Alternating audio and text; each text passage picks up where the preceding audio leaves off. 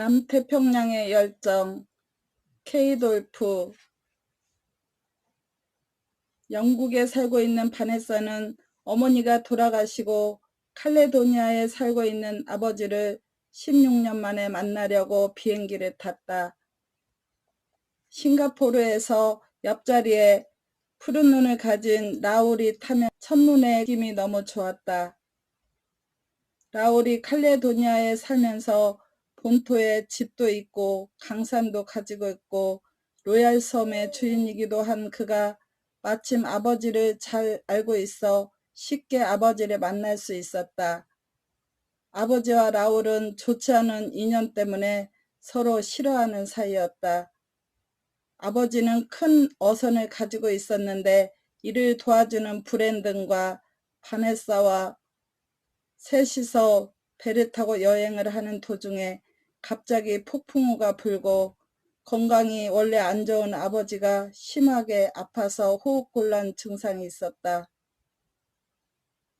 급하게 가까운 로얄섬에 구조 요청을 하고 정박해서 라오르 집에서 산소 마스크 쓰고 치료도 받고 쉬고 있었다. 그녀는 잠에서 깨어나 방향 감각을 잃은 채 멍하니 낯선 방을 둘러보았다. 그리고 자신의 몸을 감싸고 있는 연한 빛깔의 비단 실내복으로 시선을 돌렸다. 갑자기 모든 기억이 되살아났다. 그녀는 숨을 멈추고 벌떡 침대에서 일어났다. 그러자 닫혀진 셔터를 내리는 빗소리가 들렸고 창틈 사이로 번갯불이 번쩍이는 것이 보였다. 의자 위에 가지런히 놓여진 옷으로 갈아입으면서 바네사는 자기와 그의 여동생의 체격이 비슷한 것 같다고 라울의 말을 상기했다. 아무래도 그는 여자의 체격을 가늠하는 안목이 뛰어난 모양이다. 브랜드는 바네사와 처음 만나던 날 라울의 여동생에 관해서는 한마디도 안 했었다.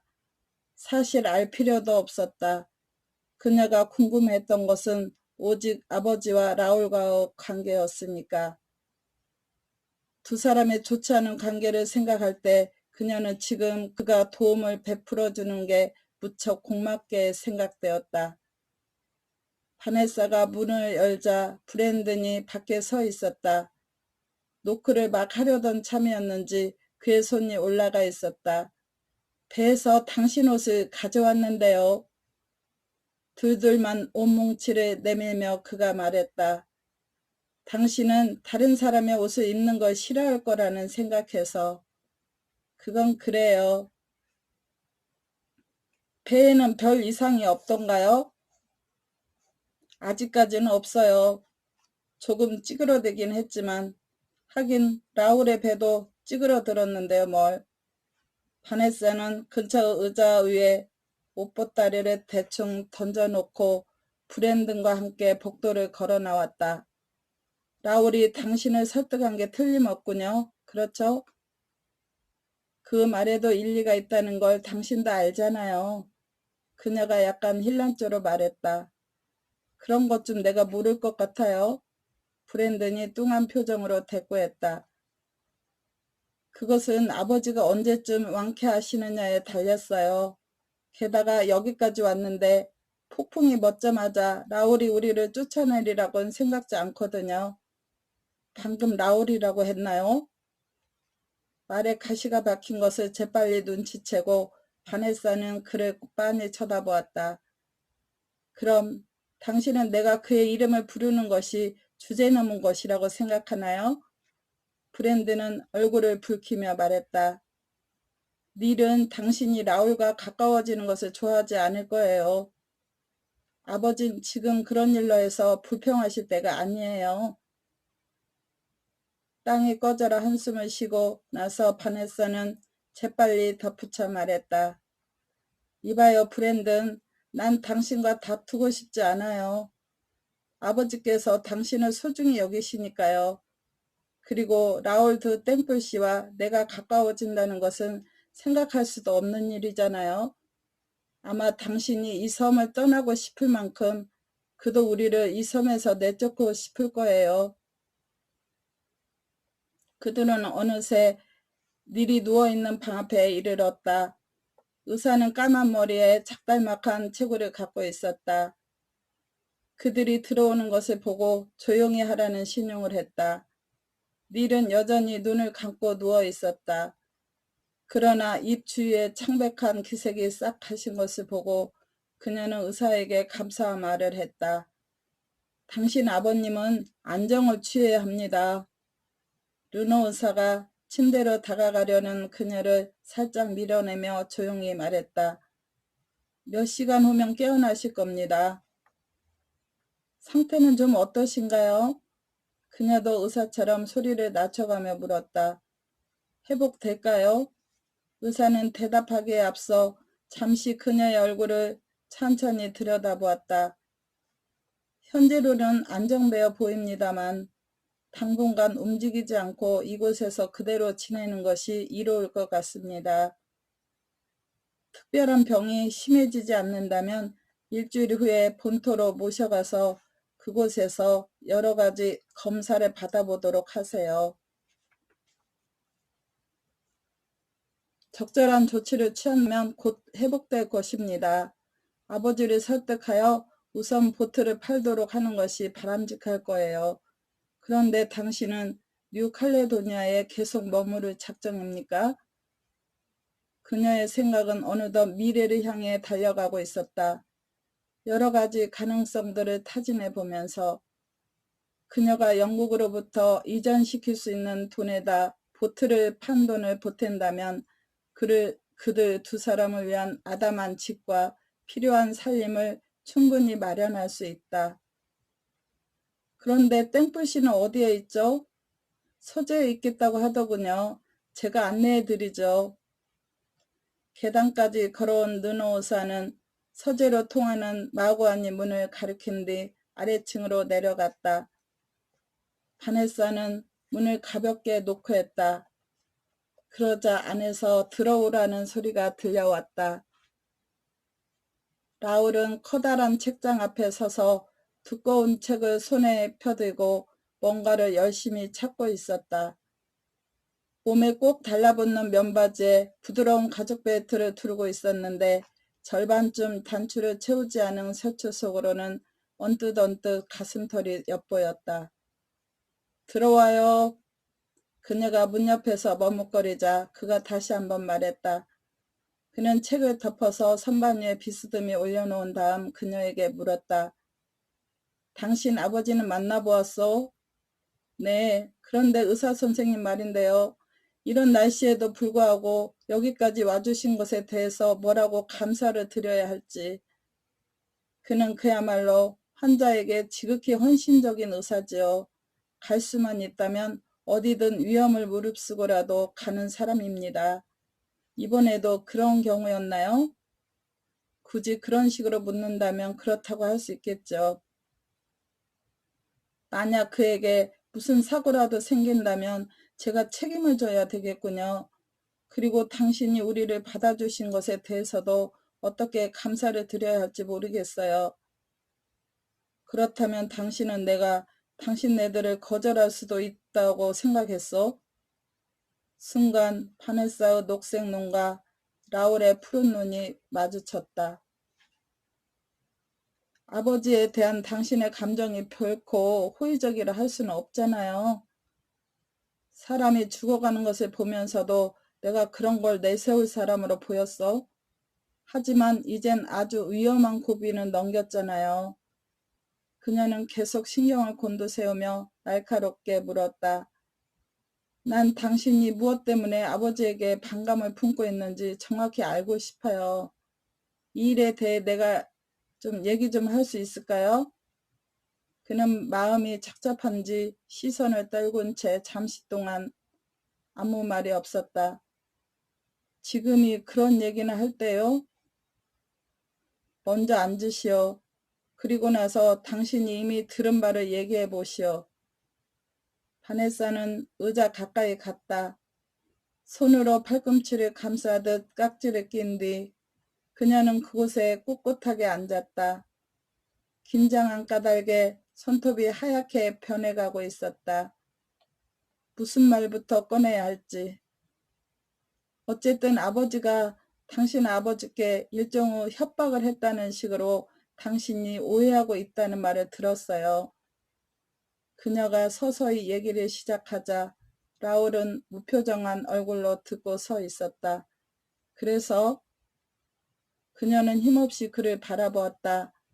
당신 아버지 같은 위치에 있는 분을 위협할 만한 능력이 과연 우리 아버지에게 있었을까요? 그보다 처음에 이곳 뉴칼레도니아에 아버지를 오시게 했던 당신 아버지께서 어떤 젊은 사람 때문에 제 아버지가 쫓겨나게 된 것을 보고 도와줄 마음이 생겼다고 보는 편이 더 그럴 법하지 않나요? 당신도 알다시피 54세의 나이에 새로운 일자리를 구하기란 힘드니까요. 더군다나 이런 세계에서는 가망성이 거의 없겠죠. 라울의 목소리는 몹시 낮고 침착했다. 그는 선체로 계속 말을 이었다. 그래서 당신은 당신 아버지가 잘못한 게 없다고 믿고 있어? 그분은 제 아버지예요. 내가 그를 믿는 거는 당연해요. 그 미소엔 부드러움이 전혀 담겨 있지 않았다. 땡뿔 집안은 뉴칼레도니아 섬에도 수입체를 갖고 있어요. 그래서 아버지는 오스트레일리아 본토를 주기적으로 왔다 갔다 했죠. 그러다가 두 사람은 우연히 어느 축제에서 만나 간단한 인사를 나누었고 그 후 1년이 채 되지 않아 난다라에서 직장을 잃은 당신 아버지는 이곳 칼레도니아까지 직장을 구하러 왔었죠. 운명의 장난이었을까? 그는 아버지가 아내 아니 정부와 함께 찍은 사진을 신문에서 보고 아마 순간적으로 생각했던 거죠. 그 사실을 최대한으로 이용하자는. 바네사는 그 말을 듣고 당황하지 않을 수 없었다. 당신은 이 모든 사실을 어떻게 알아냈나요? 지난해 아버지가 돌아가실 때 유언장과 함께 내게 편지를 남겼어. 아버지는 거기에다 모든 것을 밝혀놓았더군요. 그래서 당신은 내 아버지를 고소했군요. 그렇소. 그 편지는 몇 년 동안 수수께끼였던 많은 일들에 대한 궁금증을 풀어주었소. 그는 잠시 말을 중단하고 뭔가를 골똘히 생각했다. 참, 당신은 앞으로 어떻게 할 작정이요? 바네사는 아직도 모든 게 석연치 않다는 표정을 지었다. 아버지가 저를 필요로 하신다면 여기 그냥 있을 생각이에요. 결정권은 당신에게 있어요. 그런데 그가 움직여도 괜찮을 때까진 며칠 더 걸릴 거예요. 르노 의사가 이미 말해줬어요.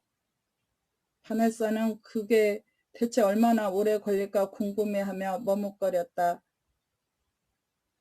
브랜드는 폭풍이 멎자마자 본토로 가서 배에 필요한 장비들을 갖출 생각인 것 같던데. 그녀가 몸을 일으키며 어렵사리 한마디를 했다. 당분간은. 그가 부드럽게 말을 받았다. 당분간은 모든 문제를 접어두기로 하죠. 당신 말이 맞소. 지난 일은 이미 지나간 것이니까 이제 되씹어 생각해봤자 아무 소용도 없잖소. 그때 라울이 벽쪽으로 다가가서 배를 눌렀다. 시장하죠? 저녁 식사는 보통 9시에 하지만 때에 따라 좀 일찍 준비시킬 수도 있어요. 단지 저 때문이라면 일부러 그러실 필요 없어요. 별로 먹고 싶은 생각이 없으니까. 그때 허약해 보이는 젊은 여인이 들어오자 그가 그녀를 향해 불어로 말했다. 렌, 차 한 잔 갖다 주겠니? 그 여인은 대답 대신 까만 머리를 숙여 보이고는 조용히 사라졌다. 그러나 브랜든이 말한 것처럼 역시 그들이 이 섬을 빨리 떠나는 것이 모두에게 좋을 것 같았다. 이제 그녀는 라울을 한 사람의 남자로서 인식하게 되었다. 그와 아버지가 서로 불편한 관계는 아니었다면 벌써부터 그렇게 했을 것이다. 내게 옷을 빌려준 것에 대해 당신 여동생에게 감사를 해야겠군요. 차분하게 그녀가 말했다. 그녀는 지금 여기 있나요? 지금은 없어요. 뉴욕에 있는 자기 엄마를 방문 중입니다. 그렇다면 이복 동생인가요? 그렇지는 않아요. 어머니는 나를 낳자마자 돌아가셨고 그 후 아버지는 15년간이나 혼자 지내시다가 아이가 하나 딸린 과부와 재혼을 했죠. 크리스탈은 지금 25이요. 꽤 특이한 이름이군요. 그녀에게는 잘 어울리는 이름이지요. 자, 앉으시오. 어차피 이 집에서 며칠을 지내야 할 형편이라면 가능한 한 편하게 지낼 수 있도록 해드리고 싶군요. 다른 사람들에게 피해를 끼치지 않았으면 좋겠어요. 그는 희미하게 미소를 지었다. 난 우리가 서로 미워한다고 해서 좋을 건 하나도 없다고 여기는 바요. 당신이 칼레도니아에 머무는 한 여러 가지 도움이 필요할 테니까 그때마다 제가 도와드렸으면 싶군요. 왜 도와주고 싶어 하세요? 난 반짝이는 녹색 눈에 약한 사람입니다. 바네사가 당황한 표정을 띠자 그의 웃음소리도 높아졌다. 당신은 조금 전에 서재에 처음 들어온 순간부터 나를 완전히 매혹시킨 사실을 무작정 모른 채 할 셈인가요? 매혹시키러 오진 않았어요. 단지 진실을 알아내고자 했을 뿐이지. 서로 친해지기도 전에 진실을 알려고 했단 말이요. 물론 그랬죠. 하지만 일단 사정을 알고 나니까 면목이 없군요. 우리는 과거를 생각하지 않기로 이미 말했잖아요. 위로하는 투로 라울이 말했다. 그러나 과거를 전부 다 잊을 수는 없는 거예요. 시간이 차차 해결해 줄 거요. 인생은 어떤 장애물에 부딪히더라도 계속되어야 하니까요. 문이 열리는 바람에 바네사는 그녀가 하고 싶었던 말을 할 수가 없었다. 렌이 낮은 탁자에 찻잔을 내려놓기를 기다리며 라울이 조용히 말했다. 난 해야 할 일이 두어 가지 있어요. 그럼 이따 식사 시간에 만나죠. 바네사는 혼자 남게 되자 흐트러진 정신을 가다듬기 위해 잠시 동안 눈을 감고 서 있었다. 그래, 인생은 계속되어야 된다. 그러나 결코 간단한 것은 아니다. 그녀는 이제 라울을 향한 자신의 감정은 숨길 수가 없다고 생각했다. 새벽이 되면서 폭풍이 그쳤다. 동이 틀 때쯤에 하늘은 다시 밝게 개었다. 바다도 평소 때처럼 잔잔하게 일렁이고 있었다. 르노 의사는 환자가 당분간 안정상태를 유지해야 된다고 거듭 강조한 뒤 이른 시각에 본토로 떠났다. 가능한 한 마음을 편히 갖게 해주세요. 의사는 바네사에게 재차 충고했다. 정신적 고통이야말로 가장 위험한 것입니다. 이틀 후에 결과를 알아보러 다시 오겠습니다. 만약 당신 아버지가 일에 대해 완전히 신경을 끊어야만 한다 할지라도 폴리아를 팔자는 이야기는 당분간 하지 마세요. 바네사가 의사를 전송하러 방펄자까지 갔을 때 브랜든이 한 말이었다. 어제 저녁에도 말했듯이 지금은 나 혼자서 일을 해 나갈 수 있어요. 나중에 아버지가 완쾌되면 일을 할 수 있으니까 반드시 팔 필요는 없지 않겠어요? 그래, 브랜든의 말이 옳다. 모든 일은 아버지의 건강이 회복된 후에 생각하자. 내일 본토에서 올 때 내 물건 가져오는 거 잊지 마세요. 남의 물건 쓰는 건 딱 질색이니까요. 염려 말아요. 그리고 모든 것이 잘 될 거예요. 닐은 강한 사람이니까. 그는 바네사를 위로한 뒤 하얀 물보라를 일으키며 섬을 떠나갔다. 배가 수평선상에 하나의 점으로 보일 때야 비로소 그는 육지 쪽을 향해 발길을 돌렸다. 깨끗했던 백사장은 파도가 남겨놓은 바닷물의 잔해로 인하여 지저분하게 어질러져 있었다. 바네사가 숲을 향해 걸어가자 뜻밖에도 라울이 나무 뒤에서 나타났다. 그녀가 오길 기다렸던 모양이다. 난 당신이 오랫동안 보이지 않기에 당신도 그 배를 타고 가버린 줄 알았어. 당신 아버지가 깨어나서 당신을 찾는다고 하더군요. 그녀 곁으로 다가서며 그가 말했다. 그녀는 힐끔 그를 훔쳐보았다. 빛바랜 운동복 바지와 딱 달라붙는 티셔츠 차림에 그는 생각보다 꽤 마른 체격이었다. 아버지를 만나보셨나요? 아니요. 그분이 건강을 되찾고 자신을 감당할 수 있을 때까진 만나지 않는 게 좋을 것 같아서. 그분으로서는 내 호의를 받아들이기가 쉽지 않을 거요. 바네사는 그 말이 무슨 뜻인지 이해할 수 있을 것 같았다. 사실 그녀로서도 그의 호의를 받아들이기가 쉽지 않았으니까. 그런데 왜 여기서 당신 혼자 살죠? 그녀는 화제를 바꾸려고 애쓰다가 결국 이런 말을 꺼낸 것이다. 본토가 살기엔 훨씬 편할 거인데요. 물론 본토에도 집은 있어요. 그곳은 주로 사업과 오락을 위한 목적으로 지어졌죠. 하지만 내가 이곳 로얄섬에 오는 것은 잠시 동안이라도 모든 것에서 해방되고 싶기 때문이에요. 당신도 가끔 그럴 때가 있지 않나요?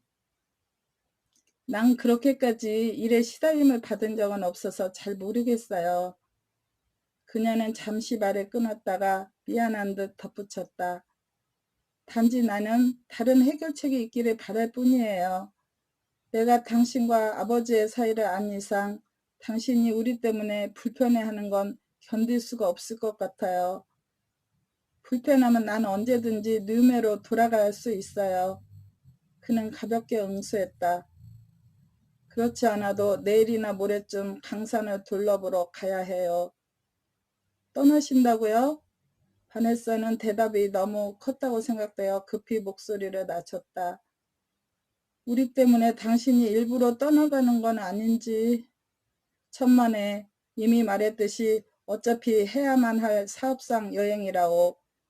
당신은 내가 돌아올 때까진 여기에 있게 될 것이요.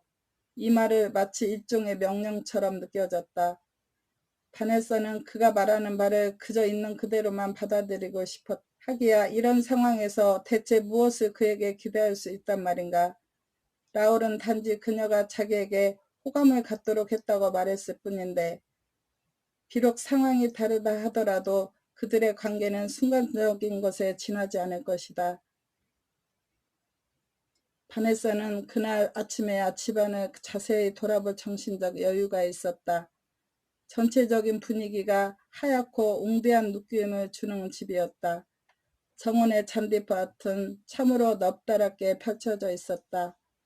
산뜻한 초록의 풀잔디는 언제 폭풍이 있었느냐는 듯이 말끔히 정돈된 상태여서 생글생글 웃고 있는 것처럼 느껴졌다. 어제 폴리아의 정박을 지켜봤던 두 사람이 남자가 폭풍으로 엉망이 된 꽃밭을 손질하고 있었다.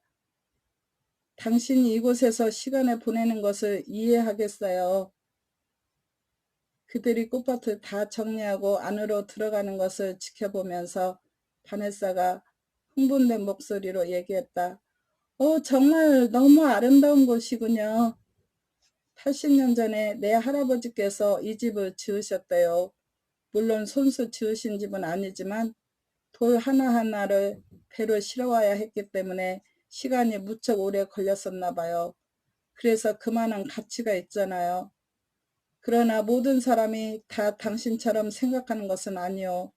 계모는 이 집 아니 칼레도니아 자체를 좋아하지 않으셨어요. 바로 그게 문제였어요. 주저하는 기색도 없이 라울이 말했다. 라울의 눈치를 살피며 바네사가 조용히 말했다. 그렇다면 당신 아버지께서 돌아가신 후에 그녀가 여기 있을 필요가 없었겠네요. 할아버지가 살아계실 때도 그녀가 여기 있었던 이유는 단지 돈 때문이었죠.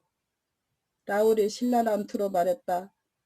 다행히 아버지께서 그걸 눈치채시고 전 재산이 내 앞으로 상속되도록 조치를 취했죠. 그렇지 않았더라면 계모에 의해 이것들은 아마 다 팔렸을 것이오. 물론 그녀도 충분한 보상을 받았고 그 후 고향인 미국으로 아주 가버렸죠. 그래도 그녀의 딸은 여기에 있잖아요. 순간 라울의 목소리가 미묘하게 변했다. 크리스탈은 이제 뭐든지 스스로 선택할 수 있는 나이니까요. 그들은 서재 입구 맞은편에서 발을 멈추었다. 라울의 푸른 눈동자가 자기를 경계하는 바네스의 얼굴을 뚫어지게 쳐다보았다. 아버지가 주무시는 동안 수영을 하는 게 어때요? 로얄섬 주인은 암초에 위험도 없고 게다가 상어가 들어오지 못하게 그물을 쳐놨거든요. 뒤쪽 테라스에서 몇 분 안 되는 거리에 있으니까 쉽게 찾을 수 있을 거요. 그녀는 그가 동행하자는 뜻에서 말했다는 것을 잠시 후에야 깨달았다. 하지만 고마워해야 하는 것인지 미안하게 느껴야 하는 것인지 한참 망설여졌다. 고마워요. 저도 들어주셔서 감사합니다. 오늘도 즐거운 하루 되세요. 구독과 좋아요는 저에게 힘이 됩니다.